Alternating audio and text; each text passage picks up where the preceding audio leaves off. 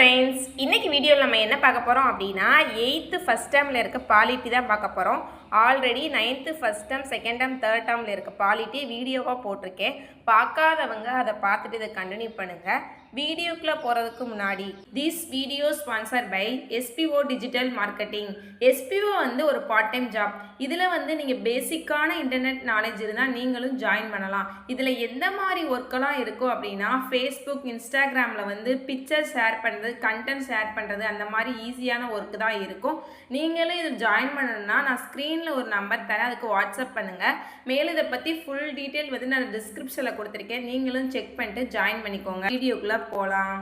Skip பண்ணாதீங்க. பெரிய தப்பு. தினம் 300 ரூபாய் சம்பாதிக்க அரிய வாய்ப்பு. இன்ஸ்டாகிராம், ஃபேஸ்புக் பயன்படுத்த தெரிந்தால் போதும். Content post and content publishing மூலமா தினம் 300 ரூபாய் சம்பாதிக்கலாம். இந்த வேலை செய்ய 5 நிமிடம் போதும். Work training support, group communication support, all language customer live chat support. முக்கியமா சொந்தமா ஒரு பிசினஸ் ஸ்டார்ட் பண்ற அளவுக்கு உங்களால கற்றுக்கொள்ளவும் முடியும், சம்பாதிக்கவும் முடியும். இந்த வேலை வாய்ப்பு வழங்குவது 5 வருடத்திற்கு மேல ரன் ஆகிட்டு இருக்க நம்ம தமிழ்நாட்டு company school of business organisation private limited. மேலும் விவரங்களுக்கு டிஸ்கிரிப்ஷன்ல கொடுத்திருக்க நம்பருக்கு வாட்ஸ்அப் பண்ணுங்க. இன்னைக்கு பார்க்குற லெசன் என்ன அப்படின்னா மாநில அரசு எவ்வாறு செயல்படுகிறது. இந்த லெசனில் எது இம்பார்ட்டன்ட் பாயிண்ட் அதை மட்டும் நான் குறித்து சொல்லியிருக்கேன். அதை மட்டும் நீங்களும் பென்சிலை வச்சு நோட் பண்ணுனா அந்த குரூப் 4க்கு இதை படித்தாவே போதுமானது. இப்போ வாங்க வீடியோக்குள்ளே போகலாம். ஃபஸ்ட்டு பாயிண்ட் என்ன அப்படின்னா மாநில நிர்வாகம் மாநில ஆளுநர் மற்றும் முதலமைச்சர் தலைமையிலான அமைச்சரவையால் தான் மேற்கொள்ளப்படுகிறது. அந்த பாயிண்டை அண்டர்லைன் பண்ணி வச்சுக்கோங்க. அடுத்து ஆளுநரை பற்றி சில பாயிண்ட்ஸ் பார்ப்போம். அதாவது மாநில அரசின் தலைவராக யார் இருக்கானா ஆளுநர். அதே இது மாநில அரசாங்கத்தின் தலைவர் யாருன்னா அந்த வேர்டை நல்லா பார்த்துக்கோங்க, அது முதலமைச்சர் வருவார். ஓகேவா? அடுத்து இந்த ஆளுநர் யாரால் நியமிக்கப்படுறார் அப்படின்னு சொன்னால் குடியரசுத் தலைவரால் தான் நியமிக்கப்படுறாரு. இவரோட பதவிக்காலம் என்ன அப்படின்னா 5 ஆண்டுகள். ஆனால் மாநில அரசாங்கம் ஆளுநர் பதவியிலேருந்து நீக்க இயலாது. ஓகேவா? அந்த பாயிண்ட் முக்கியம். அடுத்து உங்களுக்கு தெரியுமால பாருங்கள், குடியரசுத் தலைவர் மாநில ஆளுநரை நியமிக்கும் போது மத்திய அமைச்சரவையின் ஆலோசனையின்படி செயல்படுகிறார். பொதுவாக ஒரு ஆளுநர் அவரது சொந்த மாநிலத்தில் நியமிக்கப்படுவதில்லை. இப்போ தமிழ்நாட்டில் ஒருத்தவர் இருக்காருன்னா அவர் தமிழ்நாட்டு ஆளுநராகவே நியமிக்கப்பட மாட்டாங்க. வேறு ஆந்திரா, கர்நாடகா அப்படி தான் நியமிப்பாங்க. அதுதான் அந்த பாயிண்டில் சொல்லியிருக்காங்க. அடுத்து ஆளுநரோட சில பணிகள்லாம் கொடுத்துருக்காங்க. அதில் இம்பார்ட்டன்ட் பாயிண்ட் மட்டும் சொல்கிறேன், அதை மட்டும் நோட் பண்ணிக்கோங்க. இப்போ 356ன்னு கொடுத்துருக்காங்க பாருங்கள்.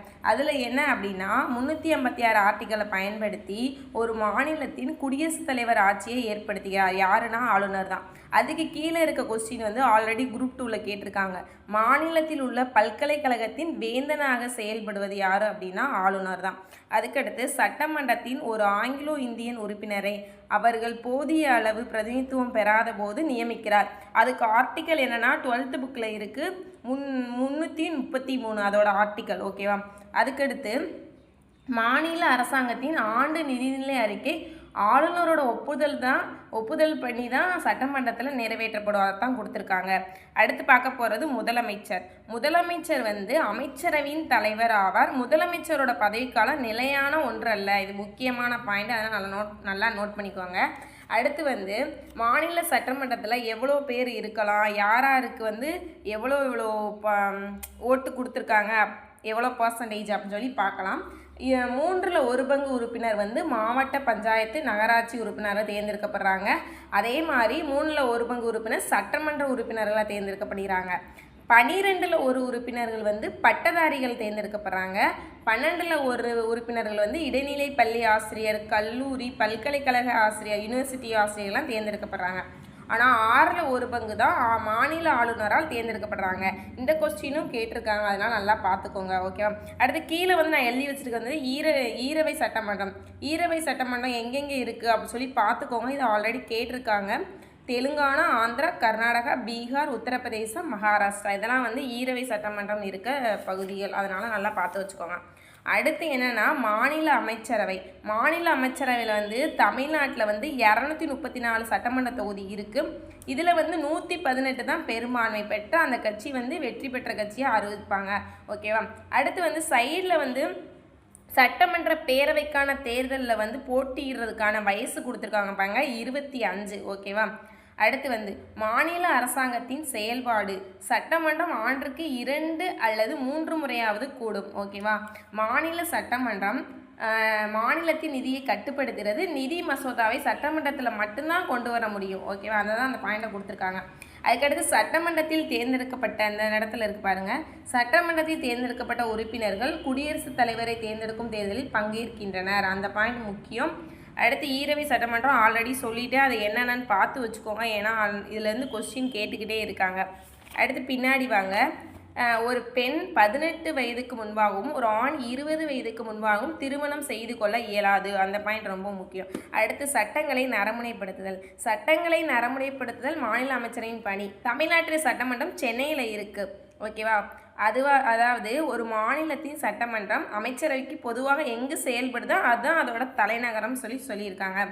அடுத்து உயர்நீதிமன்றம். உயர்நீதிமன்றத்துக்கு என்னென்ன அது நம்ம தகுதி இருக்குது அப்படின்னா, நீங்கள் நீதிபதி ஆகணும்னா இந்திய குடிமகனாக இருக்கணும், இந்தியாவில் 10 ஆண்டு காலம் நீங்கள் கோர்ட்டில் ஒர்க் பண்ணியிருக்கணும், 1 அல்லது அதற்கு மேற்பட்ட உயர்நீதிமன்றங்களை வழக்குரையினாக குறைந்தபட்சம் 10 ஆண்டு அனுபவம் இருக்கணும்.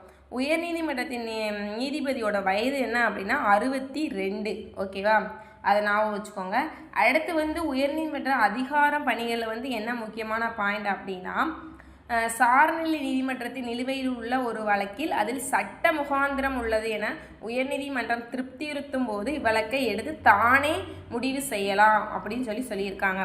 அடுத்த லாஸ்ட் பாயிண்ட் ஒவ்வொரு மாவட்ட நீதிமன்றத்தின் எல்லைக்குள் அமைந்திருக்கும் மாவட்ட நீதிபதிகள் ஆளுநரால் நியமிக்கப்படுறாங்க. அப்போ மாவட்ட நீதிபதி யார் நியமிக்கிறா அப்படின்னா ஆளுநர்.